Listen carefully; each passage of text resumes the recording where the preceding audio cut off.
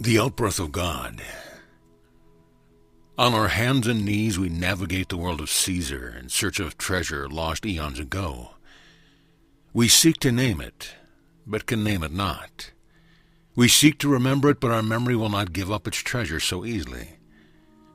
We know at the core of our being that it is the part that will fill the hole that has kept us incomplete for incarnations.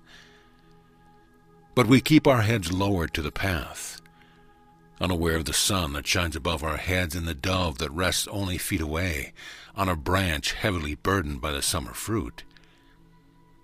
We try to define our path, quantify the veils, flowchart our existence, and calculate our worth in this world.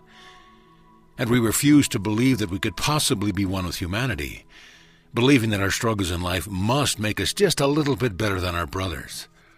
Or else, why would I have to go through all this turmoil? As we continue our crawl on our path, the sun sets and gives way to the beauty and majestic grandeur of the night sky. The galaxies pulsate to the breath of God, but we still see nothing. Always seeking a quicker and less stressful way to God, we keep our eyes to the ground and continue on. The dusk turns to dawn. No closer to the goal are we, but yet we continue to do as our brothers and sisters that journey the same path that we tread. The summer passes, releasing its grip to fall as the leaves slowly turn, reflecting the colors of a setting sun. But yet we do not see. Our only relief is an occasional cooling breeze that envelops your body and brings a familiar sense of home to your long journey. Again, the constraint of the mind keeps your head down as the fall turns to winter for the 50th time. Or has it been more than that? Time was lost years ago as your days become one, and your nights no longer brought your heart the solace it was gifted with. Could it be that I'm actually getting farther from my goal and closer? How could that be? I'm doing what everyone else is doing. I am achieving everything that I was told to achieve as a child and accumulating everything I was told would bring me glory in the eyes of Caesar. Again, the cool, familiar breeze brushes my shoulder, and for my moment, my troubles vanish. My knees are becoming weary and my hands chafed by the endless journey, and my head longs to look up, and since no one around me is looking up, there must be no value in that effort. I remember as a child I was able to live without this burden that seemed to come upon me in the darkness of night as I slept.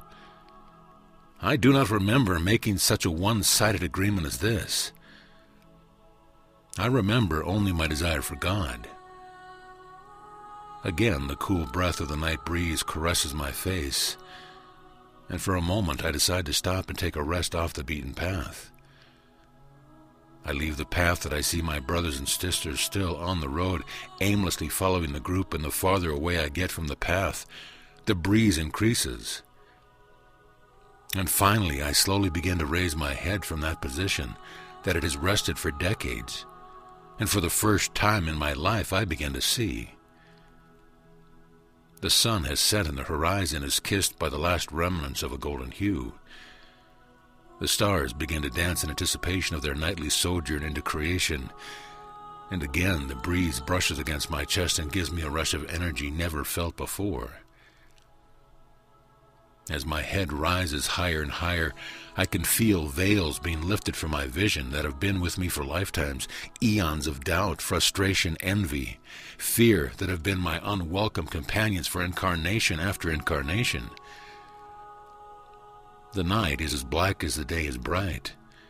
My head fully erect, I sit in my spot waiting for dawn, as I sit perfectly serene in a never-ending pulsating breeze of creation.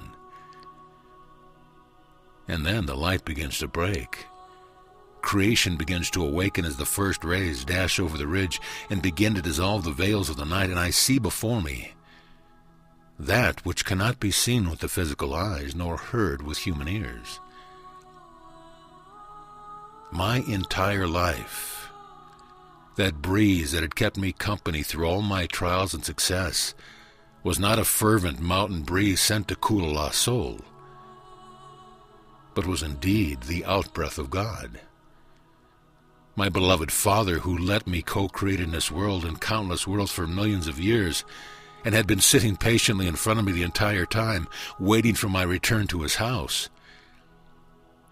And as I lifted my head to view the glory of creation, there I sat, at the feet of God, in all the glory, surrounded by the angels on high, ever silent in their movement as not to disturb the sleep of a wayward child. But upon my recognition of my journey's end, there was an explosion of joy so brilliant, it gave birth to 1,000,000 new worlds, and my Father embraced me with an embrace that knew no earthly words. And I was home, and I was loved, and I was love. So be it.